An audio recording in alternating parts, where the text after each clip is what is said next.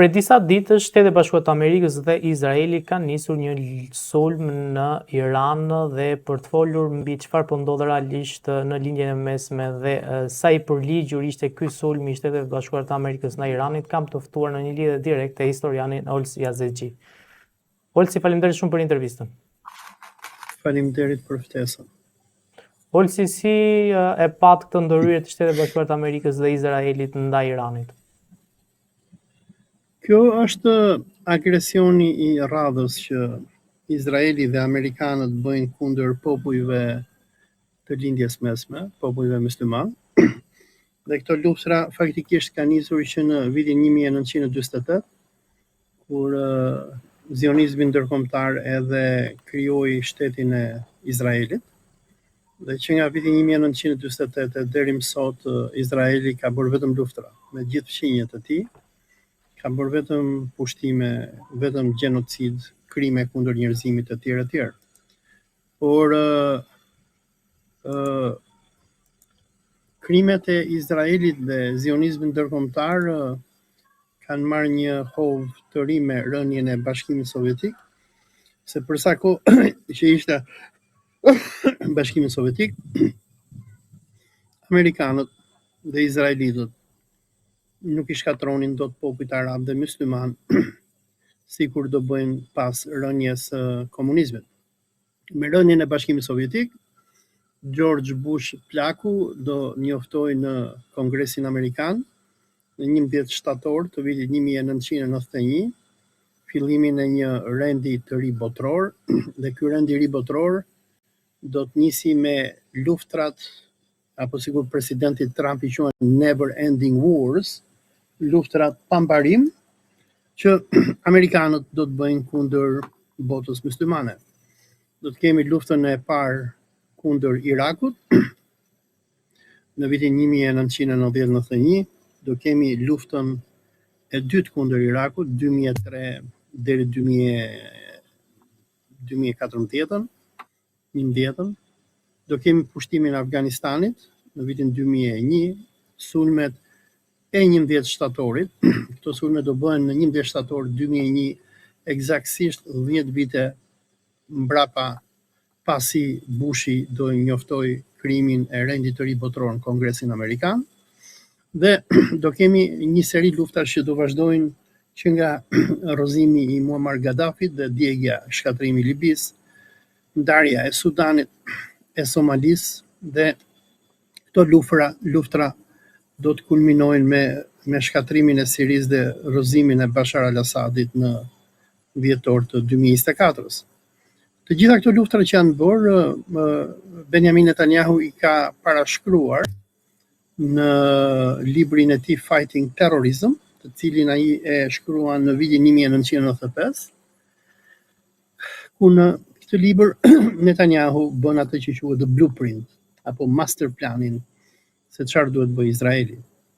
Dhe pse bëhen këto luftra? Këto bëhen nga që Izraeli do t'i japi fund të gjithë shtetkombeve të botës arabe, dhe në veçanti janë goditur republikat, që nga Republika e Irakut, Republika e Siris, Republika e Libis, Republika e Sudanit, dhe e fundit fare është Republika Islamike e Iranit.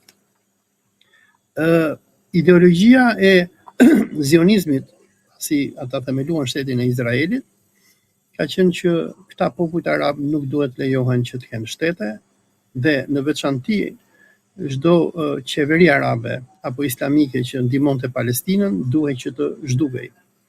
Dhe ajo që ndodhi në datën 28 shkurt 2026, kur në orën 9:30 të mëngjesit, kur imami i Republikës Islamike Ayatollah Ali Khamenei ishte duke ngrënë mëngjes,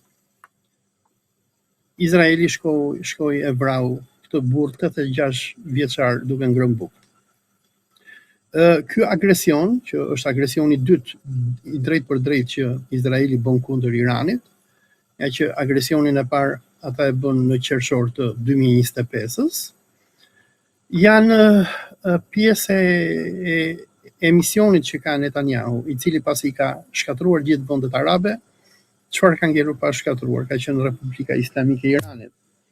Dhe lufta 2 vjeçare që Hamasi nisi në datën 7 tetor 2023, luftë e cila zgjati për 2 vite deri në tetor 2025, përfundoi me fitore spektakolare për Izraelin.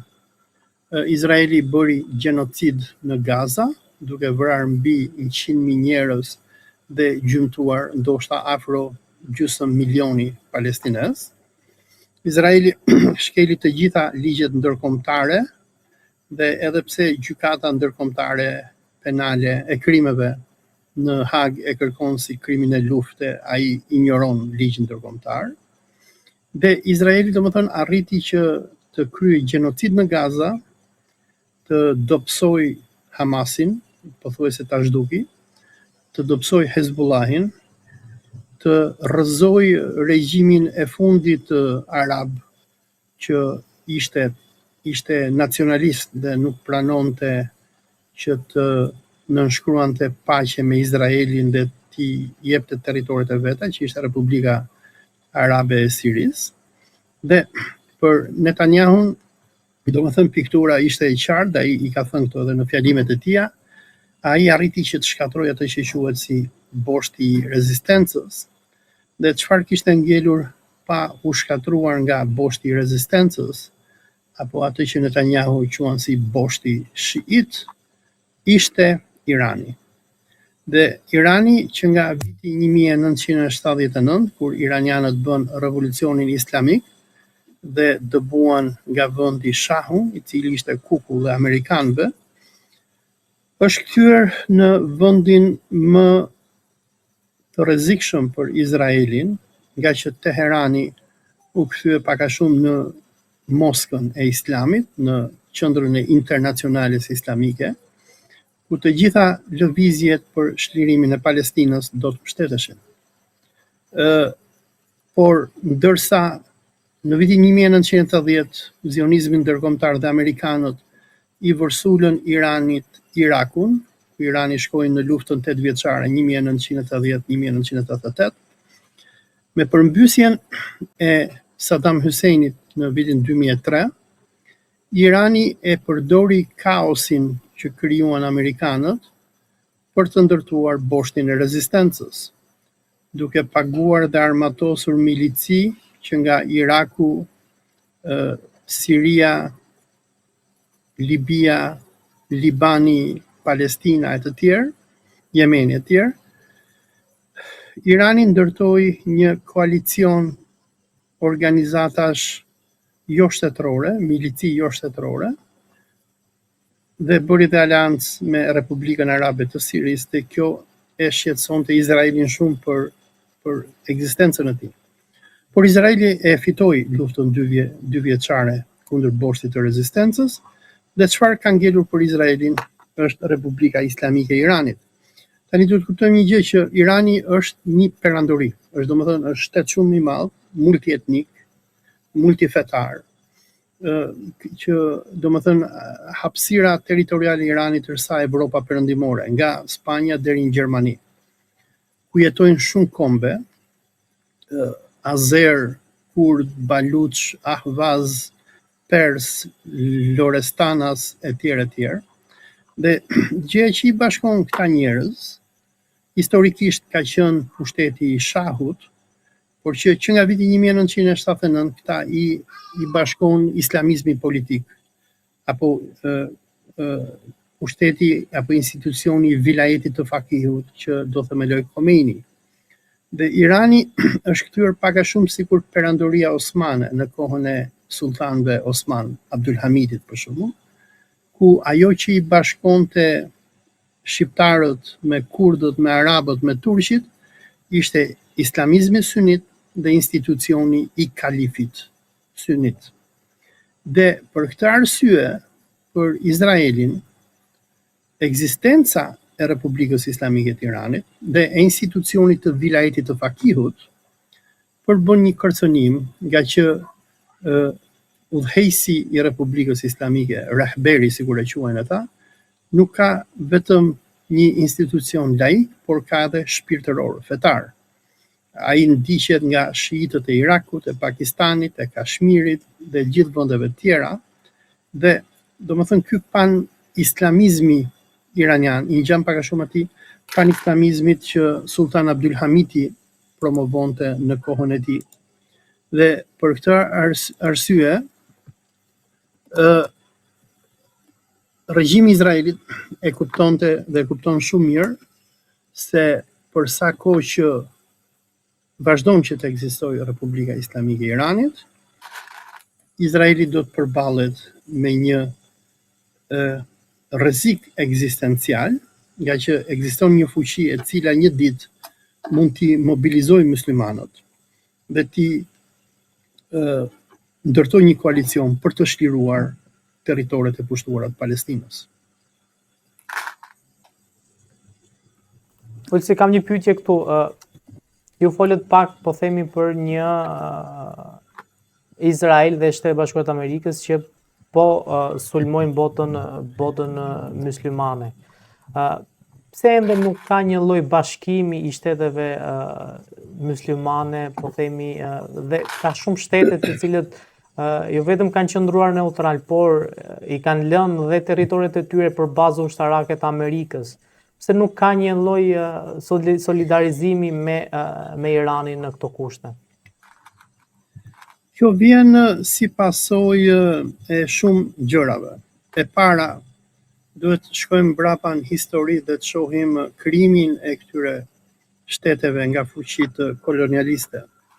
Shtete sikur Siria, sikur Iraku, sikur Jordania, sikur Egjipti, sikur Algjeria, janë nën produkte të kolonializmit francez dhe britanik. Këto shtete u ndërtuan gjatë luftës ftohtë, një pjesë e mirë e tyre, sikur Jemeni, Siria, Iraku, Egjipti, duke bërë aleancë me Bashkimin Sovjetik, por duke u kthyer në satelite të Bashkimit Sovjetik, këto vende përqafuan Baathizmin, që është një farë komunizmi arab, si ideologjinë e tyre. Për sa kohë Bashkimi Sovjetik ishte aty, këto vende, domethënë këto republikat arabe, se monarkitë qëndruan me Amerikën dhe Britaninë, republikat arabe u bën aleate të Bashkimit Sovjetik dhe nuk shikonin as nga Moska, as nga Meka, as nga Teherani, por shikonin nga Moska. Tani, me rënien e Bashkimit Sovjetik, këto shtetet shekullare arabe baathiste u përçan me njëra tjetrën dhe këtë përçarje e përdori zionizmi amerikan duke i shkatruar njëra pas tjetrës. Dërsa shtetet që nuk u shkatruan pas rënies Bashkimit Sovjetik janë këto beduinatet e Gjirit Persik. Këto domethënë emiratet që kanë ndërtuar britanikët dhe amerikanët duke marrë beduin, duke u dhënë para, duke i sjellë pushtet dhe duke i mbajtur me para dhe ata nuk bëjnë dot asgjë. Vende sikur Arabia Saudite, sikur Emiratet Arabe, sikur Katari, sikur Bahreini, këta sunduesit e këtyre vendeve përpara 40 viteve ishin me deve dhe jetonin në shkretë të tjerë, ndërsa sot jetojnë nëpër kulla prej xhami me kondicioner dhe që ruhen dhe siguria e tyre është në duart e britanikëve dhe amerikanëve. Dhe situata sot në botën arabe është që nuk ka një unitet. Ato që kanë qenë republika, që kanë qenë shumë të avancuara në nivelin ushtarake, shkencore e njerëzor, tani më janë të shkatruara, Libia, Iraku, Siria e tjerë, ndërsa këto beduinatet arabe, sikur Emiratet Arabe, Saudia e tjerë, këto janë thjesht shtete tribale, pa demokraci, pa të drejta njeriu, pa shoqëri civile, ku këto vende janë thjesht koloni anglo-amerikane, ku amerikanët janë ata që nxjerrin naftën, e marrin naftën, e shesin naftën dhe këtyre japin një 10 apo një 20% të asaj që fitojnë. Dhe sigur mund të shihet në këto 5 ditët e fundit, kur Irani ka nisur një luftë totale pasi u sulmua nga Izraeli, kundër Izraelit dhe Amerikanëve, dhe që po bombardon bazat amerikane në gjithë këto vende të kukulla arabe, sikur Emiratet, Saudin, Katarin, Bahreinin, këto vende nuk mbrojnë dot veten e tyre, se këto nuk kanë ushtri. Këto kanë vetëm mercenar amerikan, është ushtria amerikane që i mbron këto protektorate. Dhe pyetjes tënde pse këto nuk solidarizohen me Iranin është thjesht sepse këto nuk janë shtete. Domethënë Shqipëria e Edi Ramës, që Edi Rama ja ka shitur amerikanëve dhe izraelitëve, ka shumë herë më pavarësi se sa këto beduinatet arabe. Dhe në këto momente ka vetëm 2 shtete, mund të themun, që janë të pavarura në lindjen e mesme, Irani, që është shumë i pavarur, dhe Turqia në një farë mënyre. Por edhe për Turqinë duhet kuptojmë që Turqia, duke qenë shteti NATO-s, duke patur strukturat shtetërore të formësuar nga amerikanët, edhe vetë Erdogani nuk ka lirinë që ai mund të dëshironte edhe për të bërë diçka. Pra me pak fjalë, sot bota myslimane është e kolonizuar, i vetmi vend i cili është totalisht i pavarur është Irani, dhe për këtë arsye ne po kemi këtë agresion izraelito-amerikan kundër Iranit, nga që ata shohin Iranin si një rrezik shumë të madh dhe e dinë që për sa kohë Irani do të ekzistojë, amerikanët dhe izraelitët nuk do të mund që të bëjnë planet e tyre, të cilat janë numër 1 zhdukja totale apo solucioni final për palestinezët, dëbimi i tyre në mas, por edhe zgjerimi i Izraelit, të cilin sikur edhe ambasadori amerikan Mike Huckabee pranoi përpara disa ditësh në një intervistë që pati me gazetarin amerikan Tucker Carlson, Izraeli nuk do të qëndrojë në kufit që ai është, por ai do të zgjerohet duke pushtuar Sirin, Jordanin, Arabin Saudite, pjesë të Irakut dhe pjesë të Egjiptit, e që sipas teologjisë shqiptare ata duan që të bëjnë atë që quhet Eretz Izrael, apo Izraeli i vërtet, apo Izraeli biblik, i cili duhet të shtrihet ndërmjet 2 lumejve, ndërmjet lumit Nil dhe lumit Eufrat. Olsi, si e shikoni përfundimin e kësaj lufte? Nuk e di se si do të përfundoj.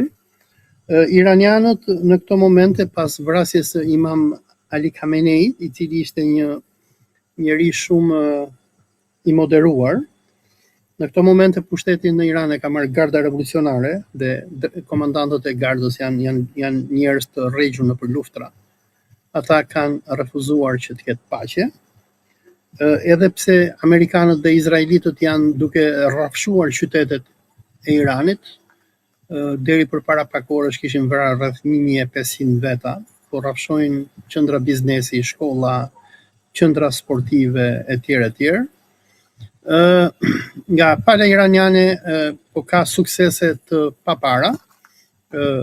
Iranianët bën atë që Imam Khomeini ndërronte që në vitin 1979, ku po dëbojnë në mas amerikanët dhe britanikët nga Gjiri Persik. Qeveria britanike dhe amerikane po evakuon qytetarët e saj nga Dubai, nga Riyadh, nga Katari, nga Manama, për personat që kanë qenë këto vende, si puna ime, e din jetën që kanë amerikanët aty, ti mund të jesh një shofer autobusi apo një ignorant apo punëtor ndërtimi në Amerikë, kur shkon në këto vende, do marrësh punë të mira, do paguhesh nga $10,000 në muaj etj. Dhe kjo bonanza e amerikanëve me parat e petrodollarit arab po i vjen fundit. Irani ka shkatruar gjitha bazat amerikane që janë në Gjirin Persik, duke bombarduar Dubain, Abu Dhabin, duke shkatruar bazën e flotës 5 amerikane në Manama të Bahreinit, duke bombarduar Omanin, Jordanin, Arabin Saudite. Dhe fitoria më e madhe strategjike e Iranit deri në këto momente është mbyllja e kanalit të Hormuzit, ku iranianët po krijojnë një krizë globale për punën e naftës, duke mos lejuar asnjë litër naftë që të kalojë në për ngushticën e Hormuzit dhe që të shkojnë në perëndim dhe në Evropë. Dhe gjitha kjo po bën një krizë të paparë në historinë e perëndimit, që kjo krizë po krijon një reaksion zinxhir, i cili do ta fusi perëndimin në një krizë të madhe ekonomike. Dhe duhet kuptojmë edhe një gjë tjetër, që ekonomia amerikane ekziston fal naftës arabe. Se Amerika nuk i shet asnjë gjë botës përveç armëve, kuptohet, dhe që i vë haraç. Por ajo që e mban dollarin amerikan në pushtet është nafta e arabëve. Se nafta dhe gazi që kanë vendet arabe merret nga kompanitë amerikane, ato e shesin në bursë me dollar, dhe kjo është që mban dollarin si një monedhë me vlerë në botë. Por kjo që po bën Irani në këto momente, duke bllokuar naftën, do të sjelli bursat po bien gjithanti në përperëndim. Domethënë po ka krizë ekonomike, po kjo krizë, nëse iranianët do të arrijnë që të rezistojnë dhe amerikanët nuk do mund që të hapin kushticën e Hormuzit, dhe kjo të shkojë rreth 1 muaj, atëherë do të kemi atë që mbreti Faisal i Arabisë Saudite bëri në vitin 1973, pas luftës arabo-izraelite, ku mbylli robinetat e naftës dhe i tha perëndimit që ju nuk doni të lejoni Palestinën të jetë e lirë, unë nuk ju shes juve naftë, dhe kjo shkaktoi atë që quhet kriza e madhe e naftës e viteve 70-80. Dhe Irani këtë po bën në këto momente, edhe pse domethënë Irani po bombardohet, po i shkatrohen qytetet, amerikanët po përdorin armë të shkatrimit në masë etj. Ai po përdor bombën ekonomike, të cilën nëse iranianët do të vazhdojnë që të rezistojnë, dhe nëse amerikanët nuk përdorin armë nukleare apo ndonjë surprizë tjetër, probabiliteti është që iranianët do të detyrojnë amerikanët që të vinë edhe t'i luten Iranit për paqe, pasi nëse kjo nuk bëhet, ne do kemi kolapsin e ekonomisë amerikane, e bankave, dhe për më tepër për ata që kanë jetuar në perëndim, si puna ime në Kanada, në Amerikë, kjo do i shkatroj popullatat e varfëra të perëndimit, të cilat jetojnë sikur thuhet në anglisht paycheck to paycheck. Ngritja e çmimit naftës shkakton një reaksion zinxhir, ku do ngrihet çdo gjë, ushqimet, udhtimi, pagesat etj. Dhe duke ditur inflacionin masiv që ka sot perëndimi, si pasojë e asaj që presidenti Trump thoshte never ending wars, apo luftrat pa limit që amerikanët kanë bërë për Izraelin nga viti 1991 deri në 2016 kur erdhi Trumpi, kanë çuar ekonominë amerikane në një borxh për 27 trilion dollarësh, dhe nga këto 27 apo miliard, sikur i themi ne, nga këto 27 miliard, 8 miliard janë shkaktuar vetëm nga shpenzimet për industrinë e luftës. Pra, Irani, në qoftë se vazhdon që të rezistojë, unë mendoj që kjo luftë mund të përfundojë me fitoren e Iranit, numër 1, dhe numër 2 me shkatrimin e Amerikës si një fuqi ushtarake dominante e lindjes mesme. Olsi, kam dhe i pyetje të fundit. A është Turqia vendi i cili do të ndalojë Izraelin në luftra të tjera? Turqia është një vend që ka një krizë shumë të madhe ekzistenciale, nga që e para ajo duke qenë vend i NATO-s, ajo nuk ka pavarësinë që ka Irani. E dyta gjë e Turqisë është që Turqia, edhe pse është ushtria më e madhe apo forca më e madhe ushtarake e botës myslimane dhe ushtria e dytë e NATO-s, Turqia nuk ka institucione të pavarura të cilat mund të marrin vendime të pavarura sikur me Republika Islamike e Iranit.